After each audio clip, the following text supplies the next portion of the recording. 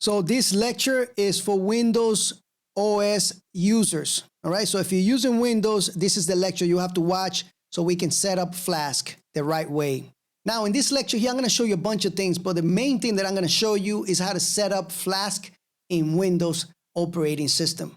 One of the things I recommend for people that are using Windows operating system like we are here is to download a really cool tool that I use all the time called Git Bash. This is when I'm using Windows, right? Now, Git Bash here, you download it. And what I like about it is that every time you use the terminal, every time you use Git Bash, the commands that you use there are 95% exactly like the Windows, like the Mac OS system or the Linux system. All right, so you can follow my courses very thoroughly, like you can follow it up to the letter. All right, so I'm installing it right now just to show you real quick how it works, but I'm gonna be using it when I'm setting up Flask. All right, just to show you, but I'm also gonna be using the command prompt. All right, so I'm just gonna install it. I'm gonna choose everything except this guy as a default. I'm gonna use VS Code as a default. All right, so this is going to be the code editor. Use Visual Studio Code as the Git's default editor. Now, that's if you have Visual Studio Code. If you don't have it, then you don't choose that. But I'm using VS Code in my code, in all my projects, so might as well just put that as the default there, all right? And I'm gonna choose everything else default, and I'm gonna even look at it. Alrighty. Let me just pause this real quick. So it did finish. Now I'm gonna go ahead and click choose this. I'm going to check it so that way we can launch it and we can see it. So this is going to be very similar to what we use in a Mac OS system. I really recommend it for you guys to follow my lectures, okay? Or follow anybody that's actually, using a Mac OS system and you're using Windows. So right now, let's close this and let's create a folder real quick here to set up Flask. So let's go ahead and create a folder. I'm going to call it Flask. As a matter of fact, let's be a little bit more descriptive here. That's fine. Let's just leave it like that, Flask. It's a little bit confusing though, right? But that's okay. Let's go open up Visual Studio Code and let's drop that in there. All right. That's perfect. Now, the first thing that I'm gonna do, every time we're creating a Flask project, the first thing that we gotta do is set up a Python environment. So I'm gonna do Control-tilde, or if you want in Visual Studio Code, what you can do is you can click here and select this little 3 dots here and click on the terminal, all right? So now this is picking up the command prompt as a default editor, actually the PowerShell in my case. What I can do here on this plus symbol, I can choose the shell that I want to use, and I can choose the Git Bash, just like that. And that's gonna load the Git Bash, just like it did on the before when you saw me a couple seconds ago. But it's gonna load it in here so we can use it. So now every time I'm typing in Mac OS system commands, you can actually go ahead and follow me with this, right? And that would be 96% the same. Now I'm gonna use the command prompt here because this is gonna show you how to set it up with Windows. That's what this lecture is all about, all right?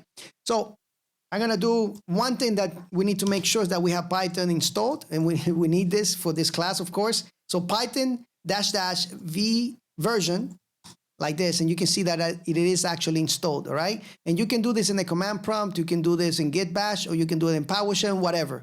It's the same command across all those shells. If you don't have Python, go ahead and install it, please, all right? Go to python.org.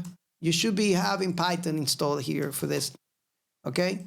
And download it right here and follow the prompt. Very simple. VS Code, also, you can download it.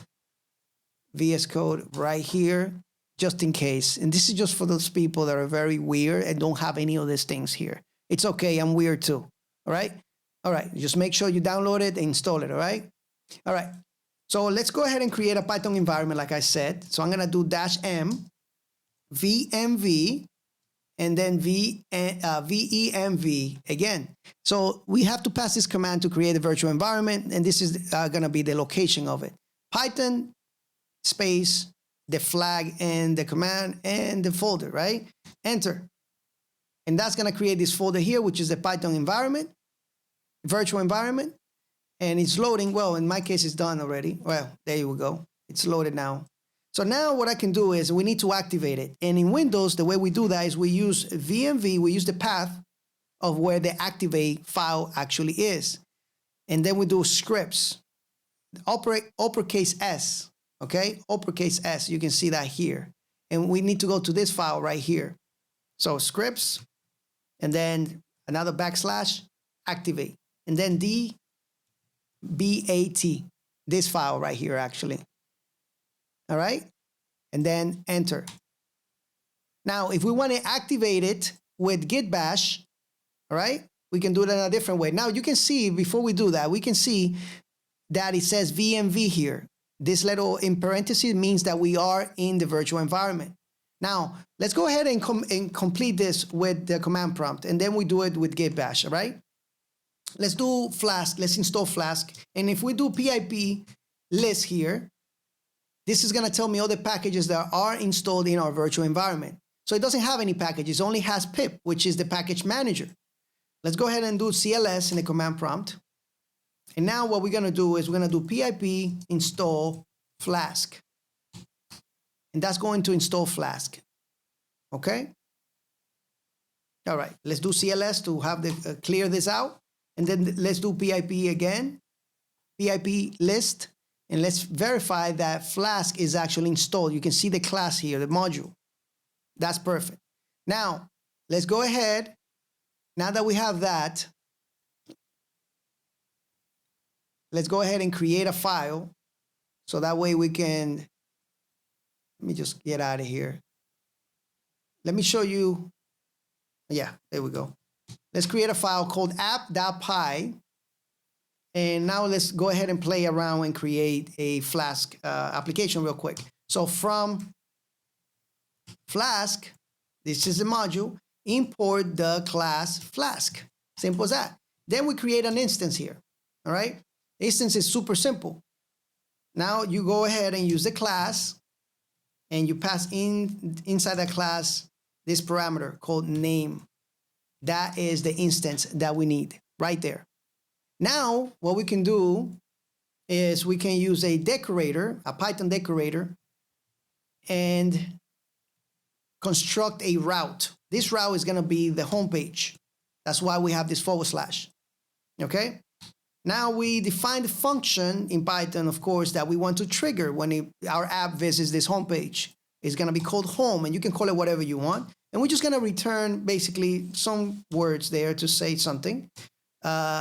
So we can see that it's working. Hello from Flask in Windows. Simple as that, okay? Now let's do a little check before we run this, because I can do app run and run it. But we need to make sure that this is actually running from this file and we don't have any issues if we have something else going on. So let's just do this little check here. Okay, this is a Python check usually, just to make sure that this is running from this file. And then here we're going to do app.run, and we're going to pass in a option to debug because we are in development, and I'm going to set this to true, just like that.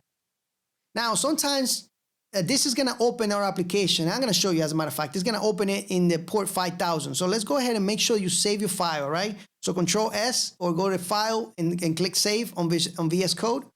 I'm going to open the terminal. I'm going to do CLS here because I can't see anything here. CLS, there we go. And I'm going to do Python app, and I'm basically executing this file. That's all I'm doing with Python. That's how you execute files, right? And you press enter. Now, if I put my cursor over here, it's going to tell me follow the link. I'm going to click this, and you can see now that it is actually working. So when you see me creating lectures on my computer, most of the time these lectures are going to be in a Mac OS system, right? So I'm going to Control C to turn off the server here. Control C a couple times, and then CLS to clear this out. So when you see me running, like I said, most of this application, creating them right there on your screen, most of the time is going to be with a Mac OS system. Go ahead, and if you were following everything that I was saying, go ahead and click on this arrow here and choose Git Bash when you're following my code, okay? That way we can all be on the same page. If you're using Windows, go ahead and do that. With, of course, a Mac OS system, you don't have to do that, okay? Now, let's go back into that area there, that terminal that had the environment, because I want to turn it off. I want to show you how to do that. So this is on right here. So we're gonna do deactivate, and that turns off the environment. You can see that we don't have this in parentheses anymore. All right, that's off, completely off. And I'm gonna just close the terminal there. And I can do that from here too, deactivate, just in case, all right? I don't want my environment to be on there. I'm gonna do clear here. And remember, the commands in the bash are different than in the command prompt, okay? Command prompt is just Windows. Git Bash is gonna give you Linux-like commands. And that's what we use in my lectures, right? So I'm just giving you these tools, this skill here, so that way you can follow me, or you can follow anybody that's using a Mac OS system, okay? So I have a Git Bash command, a Linux shell here, basically. I'm gonna clear this with this command instead of CLS, because this is Git Bash. And I'm gonna do source, and I'm gonna go into the venv folder. So I'm gonna do venv, and I'm gonna go into scripts, and I'm gonna go into a file called activate, right? So scripts, uppercase S, tab to auto-complete it, and then activate. The A, and then tab again, and that's gonna finish it, and then enter. And now you can see that I'm actually in the venv, in the virtual environment.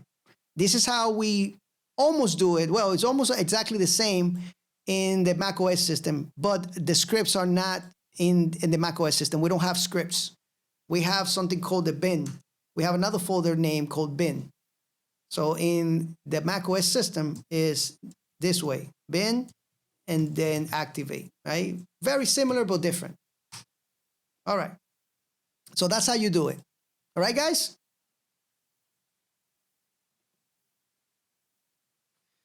Another thing that I want to make you aware is that we can also run, I'm going to use the Git Bash area here.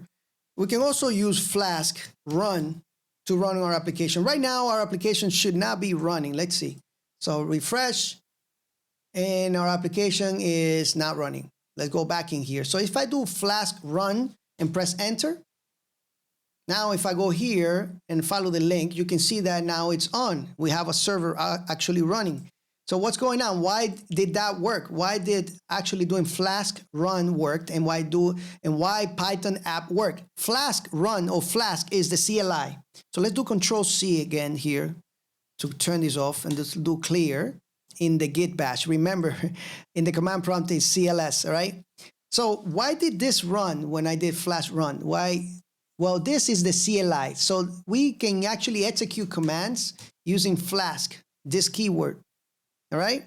Because when we install Flask, Flask gives us the ability to have multiple command options inside with a CLI. This is the Flask CLI, okay? All right. So if that doesn't work for you when you do Flask run, what you need to do is you need to make sure that you set an environment for your application, all right? So to set an environment in, let's say, the command prompt, let's go to the command prompt real quick. In Windows, the command prompt here, and you don't need to do this now, but I'm just giving you heads up here. For some reason, if your application doesn't work, what you can do is use the keyword set to set an environment variable. And this environment variable is something that the application is actually expecting. And you're going to say Flask _ app equal symbol, and then the app keyword. All right? That's most of the time. It's going to tell Flask, hey, listen, this is where you can find the applications folder. All right? Simple as that. This is the environment variable called Flask _ app, and this would be the folder name where the application lives. Most of the time, Flask is going to be scanning your folders, and it's going to try to find it.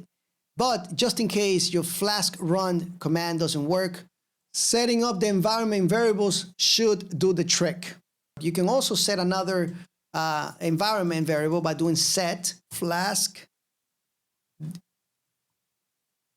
debug, and we set this to 1.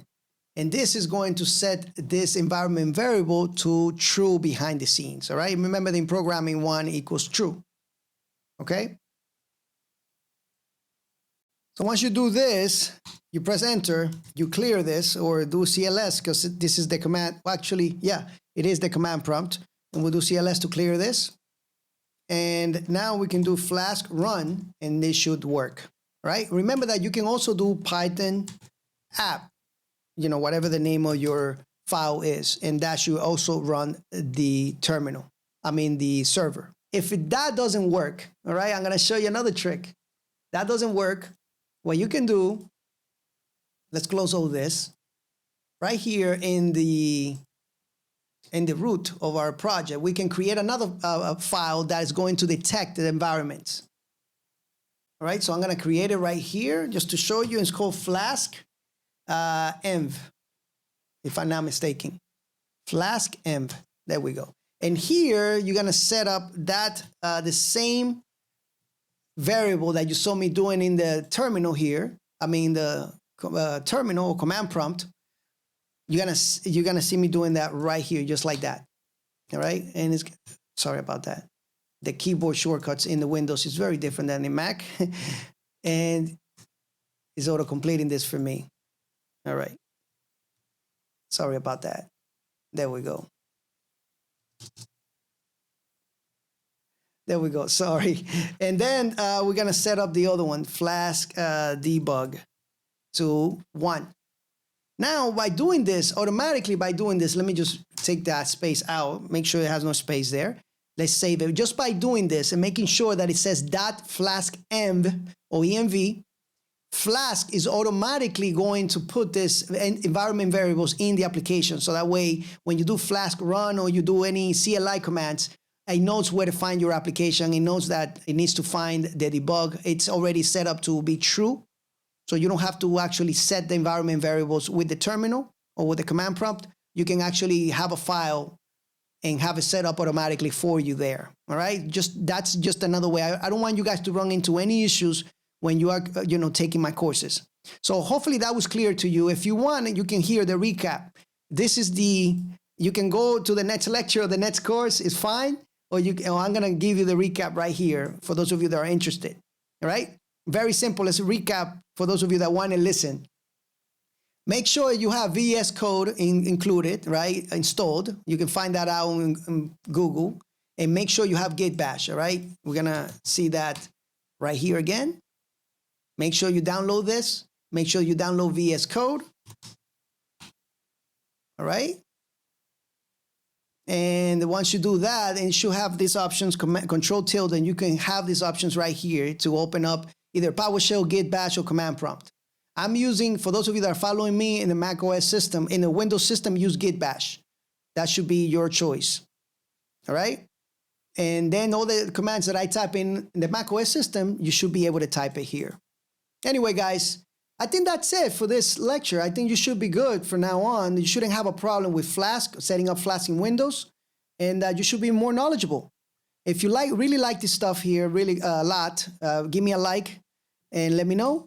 And thank you so much for the support, and hopefully this helps you out. Take care, guys.